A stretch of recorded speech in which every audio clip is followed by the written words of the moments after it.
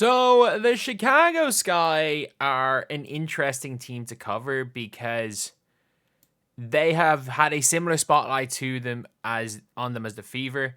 And what we saw earlier on in the year when the Fever were losing a lot and the Chicago Sky were doing well has now flipped, where it's like when you've got that spotlight, just like with the Lakers when the Lakers are bad, or like a, a big market team is bad, or like with the Knicks being bad. Like remember the 2000s Knicks, all the crap with them. Imagine if that happened nowadays. You've got this team kind of in free fall to an extent, where a lot of it through injuries, and we're seeing a lot of the drama kind of spill out with just crazy situations. But we're going to read some of the notes from the interviews with Julia Pope, and shout out to Reddit for posting this. Shout out to Female Athlete Network on Reddit for posting this. So we're going to be reading this here. But Dana Evans kicked off exit interviews for the Sky, talked in depth about her frustrations with playing time this season. Frustrations with playing time in an exit interview is wild. Like, I'm not gonna lie, like I'm not a fan. I'm not the biggest fan of Dana Evans. Like, I'm not a fan of what's happening to her, but I'm also not the biggest fan of Dana Evans. Her focus entering restricted free agency, you've got to have someone that's gonna give you some grace. I don't know what's going on, but to be fair, she did outperform her minutes by the end of the season. But still, free agent priorities in this league, I feel like you got to have someone that's going to give you some grace. This league is so good. I say it all the time. You're not going to be perfect, but you also need someone that's going to trust you to run the team. And it's going to trust you to give you some grace, because that's what's about. It's a 40-minute game. You're not going to be perfect, but having someone that's going to trust you, I feel like it just makes you more confident, not feeling like you have to look over your shoulder and hesitate yourself or doubt yourself. I feel like it's important. Winning is always important. This is my first time not making playoffs, so that's tough. And yeah, pretty much get back to being Dana. We'll see what that looks like. In fairness, like, this is by far the worst season of her career. But I will say with Dana Evans, she's not a very good point guard. She's actually not. I don't think she's a bad scoring. She's a bad scoring guard. I think she is a good 6 woman. I think she could play the Walker Kimbrough role. I think she could play like an off the bench scorer role, but she's not there to run the team. She's not very good at running the team, or at least didn't look at this season. So I do think there needs to be a little bit of self-reflection there, and it's not the greatest interview. Rachel Bannon revealed in her interview that her, Elizabeth Williams, Mariah Jefferson, Angel Reese plan on working out together in the offseason. That's good. Like, not an absolute knockdown shooter. Two huge veteran presence for Angel Reese.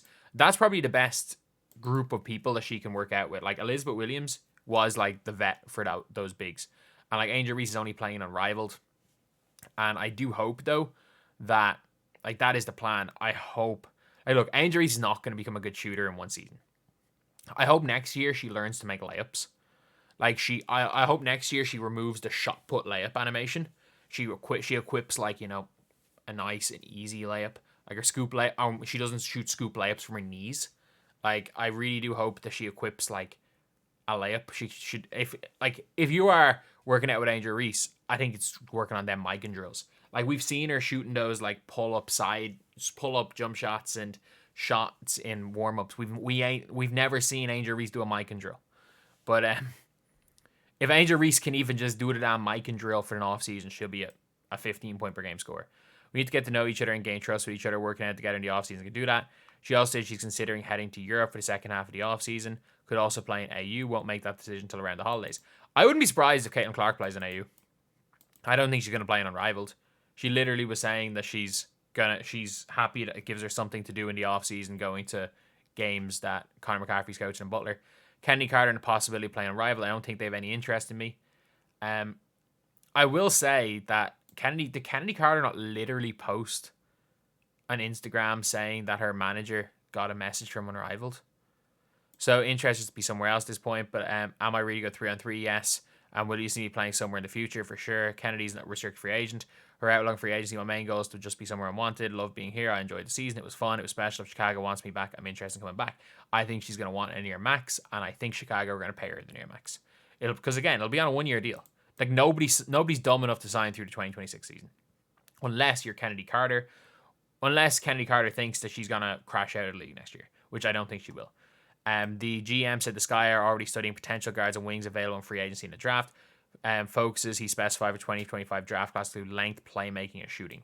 I think they need playmaking more than anything. Yeah, you need playmaking and shooting.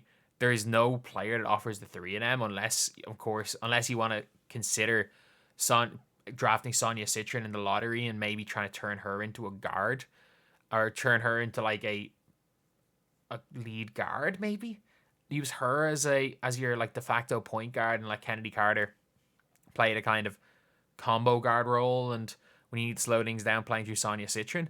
Like, that actually does sound like they're not going to take Olivia Miles. If they need length, playmaking, and shooting, like, it doesn't sound like... I think they might be willing to take Citron and then pray that you've got Tahina Pau late in the draft. Or maybe try to trade up. Try to trade up to, like... Because I'm not sure Pau goes past Phoenix. Or not past Phoenix, past Indiana. Depends on what Indiana are looking for. And honestly, it depends on who Indiana keep and sign in free agency at the end of the day. But if they're looking for length, playmaking, and shooting, they have got, like... That player doesn't exist. Unless you're looking at... I don't know. Unless you're looking at... What's your name? Leni Fibic. But they do have quite a bit of money in free agency. I assume re-sign Diamond Shields. They're gonna have to pay Michaela Onyenwere, and they're gonna have to pay her at least $150K a year. So you've got that, but the rest of free agency is like there's nobody that fits that role. There's just not. Elizabeth Williams says she won't be cleared to return until January at the earliest. She's on track for a knee recovery and has not experienced any setbacks. She's also said that there's two broad focuses for WNBA heading into CBA negotiations: compensation and player experience. What the hell is that? I don't know what that means. Diamond Shields advocates for long-time season ticket holders to receive discounts so they continue to attend Sky games. That should be the case. Onyenwere says she will not be playing differently during the offseason. I don't really have a ton of plans except to live my best life. That's worrying. As long as she's in shape coming into next season, if I'm the Sky, I still offer obviously not a near max, but I think she's probably going to look for close to $150K a year, and I think she's probably worth $150K a year. Like, just judging by, like, that's money to Aerial Powers and Bree Turner. That's money they paid Bree Turner this year to play 0 minutes. Just give her Bree Turner's money. Cardoso confirms she'll play in Chinese Basketball Association, like the fit due to the league's emphasis on post players. Hopefully Liz Cambage does not try to decapitate her. Main focus of the offseason include defense, which is timing on blocks, mid-range, and rim finishing. She'll get to go home to Brazil for a few days before heading to Shanghai, which comes as a relief after her flight home for the Olympic break was cancelled. Cardoso's on suffering first major injury. I was never hurt before, so having to deal with trainers, having a doctor telling me I had to sit out for 4 weeks. Everything was new to me. I didn't want to do it. I was giving everyone a hard time. We were able to make it work. I did some PT, was out for 4 weeks, and I think we did a great job together with ups and downs. I think I can see Cardoso having a borderline all-star year next year.